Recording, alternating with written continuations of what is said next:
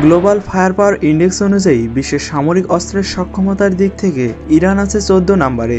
এর ঠিক 3 ধাপ পেছনে অর্থাৎ 17 নম্বরে রয়েছে ইরানের প্রধান প্রতিদ্বন্দ্বী ইসরায়েল। বিশ্লেষকরা বলছেন 1979 সালে ইসলামী বিপ্লবের পর থেকে পশ্চিমা বিশ্বের কাছ থেকে অস্ত্র ও সামরিক প্রযুক্তি কেনার পথ খানিকটা বন্ধুর হয়ে যায় ইরানের। আর 2010 সালে আন্তর্জাতিক নিষেধাজ্ঞায় পড়ার পর থেকে তা পুরোপুরি বন্ধ হয়ে যায়। এ সময় থেকে ইরান নিজেরাই নানা ধরনের অস্ত্রের উপকরণ তৈরি ও এ সংক্রান্ত প্রযুক্তি উদ্ভাবনের চেষ্টা চালিয়ে যাচ্ছে। এক্ষেত্রে ইরান বেশ সফলও হয়েছে।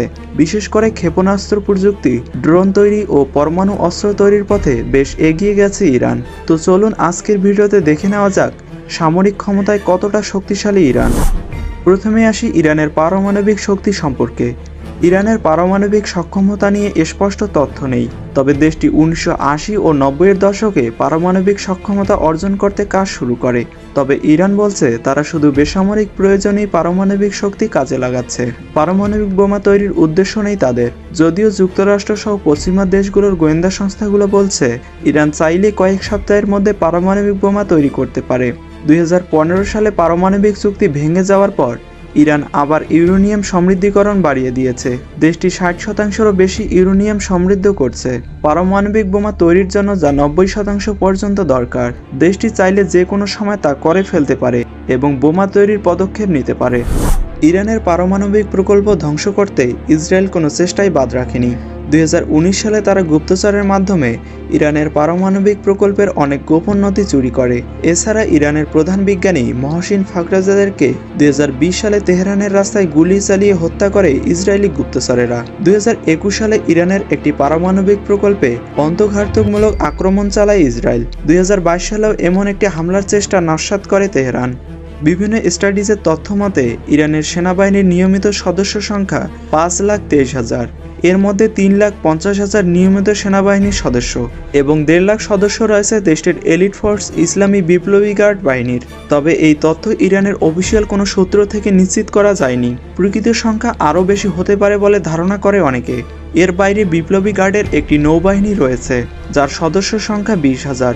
নিয়মিত নৌবাহিনীর বাইরে এই বাহিনী হরমুজ প্রণালী সহ গুরুত্বপূর্ণ সমুদ্র সীমায় নিয়মিত টহল দেয়।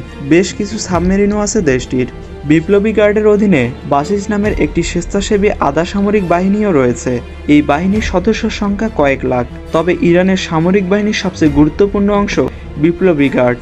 শাসক গোষ্ঠীর বিশেষ তত্ত্বাবধানে গড়ে ওঠা এই বাহিনী ইরানের সামরিক, রাজনৈতিক ও অর্থনীতিতে যেমন প্রভাব রাখে, তেমনি দেশটির পররাষ্ট্রনীতিতেও বড় প্রভাব রয়েছে বিপ্লবী গার্ডের। এই বাহিনী ইরানের মিসাইল ও ড্রোন ফোর্স নিয়ন্ত্রণ করে। পারমাণবিক কর্মসূচির উপর ইরানের এই বাহিনীর প্রভাব রয়েছে বলে মনে করা হয়। ইরানের বার্ষিক সামরিক বাজেটের পরিমাণ প্রায় 649 বিলিয়ন মার্কিন ডলার। পশ্চিমাদের সাথে উত্তেজনা বৃদ্ধির পর থেকে ইরান ক্রমশই তার সামরিক কর্মকাণ্ডের পরিধি বাড়িয়েছে, যে কারণে প্রতি বছরই এই বাজেটের পরিমাণ বেড়ে যায় বলে মনে করা হয়। সামরিক দিক থেকে ইরানের সবচেয়ে বড় বন্ধু দেশ হলো রাশিয়া এবং চীন।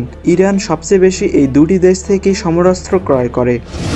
সামরিক বিষয়ক বিভিন্ন ওয়েবসাইটের সূত্রে জানা যায় ইরানের সামরিক বাহিনীর ট্যাঙ্ক রয়েছে 2,840-টির মতো এবং সাজোয়াজান রয়েছে 3,500-এর বেশি। কামানের সংখ্যা 4,800, যার মধ্যে সেলফ প্রোপেলড বা স্বয়ংক্রিয় কামান 1,000-এর বেশি।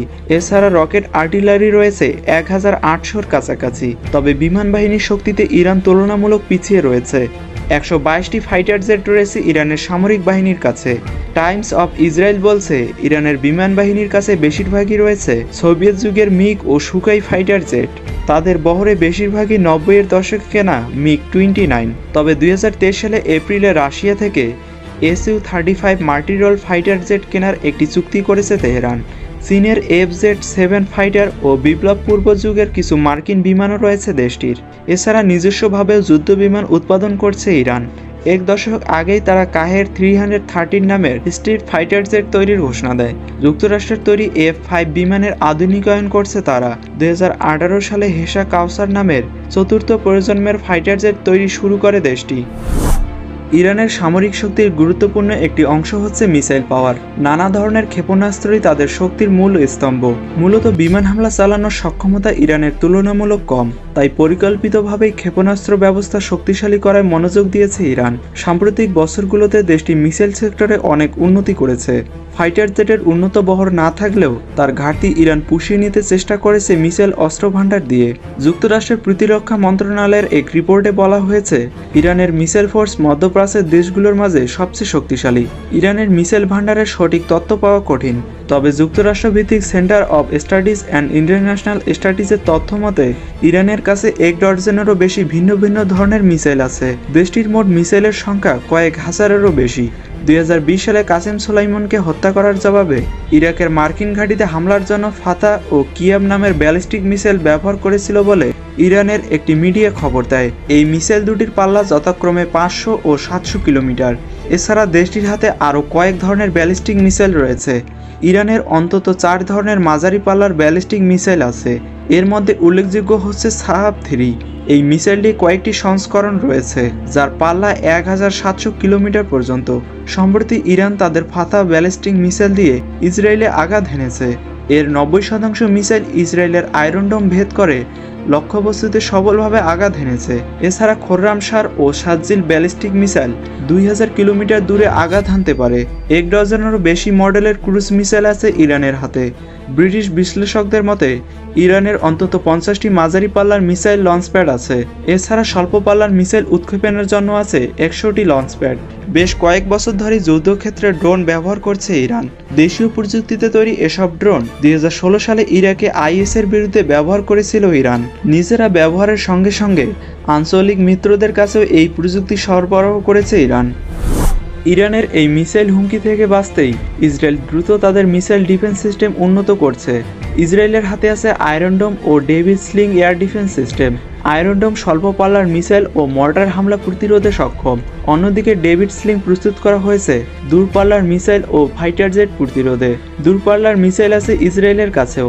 তাদের জারিকো 3 ব্যালিস্টিক মিসাইল 4500 কিলোমিটার দূর পর্যন্ত টার্গেটে আঘাত হানতে সক্ষম। এছাড়া আরও কয়েক ধরনের ব্যালিস্টিক ও ক্রুজ মিসাইল রয়েছে ইসরায়েলের হাতে। তবে মিসাইলের সংখ্যার দিক থেকে ইরানের চেয়ে অনেক পিছিয়ে আছে ইসরায়েল। ইসরায়েলের মিসাইল প্রতিরোধের জন্য ইরানের হাতে আছে ট্যাকটিক্যাল ছায়াত নামের এয়ার ডিফেন্স সিস্টেম, যা একই সাথে 24টি টার্গেট চিহ্নিত করতে পারে এবং 12টি টার্গেট ধ্বংস করতে পারে। সামরিক ট্র্যাকের উপর স্থাপিত এই এয়ার ডিফেন্স সিস্টেম তার 180 কিলোমিটারের মধ্যে আসা যে কোনো মিসাইল বা ফাইটার জেটকে টার্গেট বানাতে পারে। ইরান বলছে সম্পূর্ণ নিজস্বভাবে তারা এই এয়ার ডিফেন্স সিস্টেম গড়ে তুলেছে, যা দেশটির আকাশসীমাকে শত্রুর হামলা থেকে রক্ষা করতে পারবে। পশ্চিমা নিষেধাজ্ঞা সত্ত্বেও ইরান খুব দ্রুত উন্নতি করছে যুদ্ধের বিভিন্ন সেক্টরে। খুব দ্রুত অগ্রসর হচ্ছে দেশটির সামরিক খাত। বিশেষ করে মিসাইল ও ড্রোন পাওয়ারে ইরানের বিজ্ঞানীরা অনেক সফলতা দেখিয়েছে গত 1 দশকে। এছাড়া ইরানের পারমাণবিক কর্মসূচিও চলছে দ্রুত গতিতে। ভিডিওটি সম্পর্কে আপনার যে কোনো মূল্যবান মতামত জানিয়ে দিন কমেন্ট সেকশনে এবং আমাদের পরবর্তী ভিডিওগুলো পেতে চ্যানেলটিকে সাবস্ক্রাইব করতে পারেন। তো সবাই ভালো থাকবেন, সুস্থ থাকবেন। আল্লাহ হাফেজ।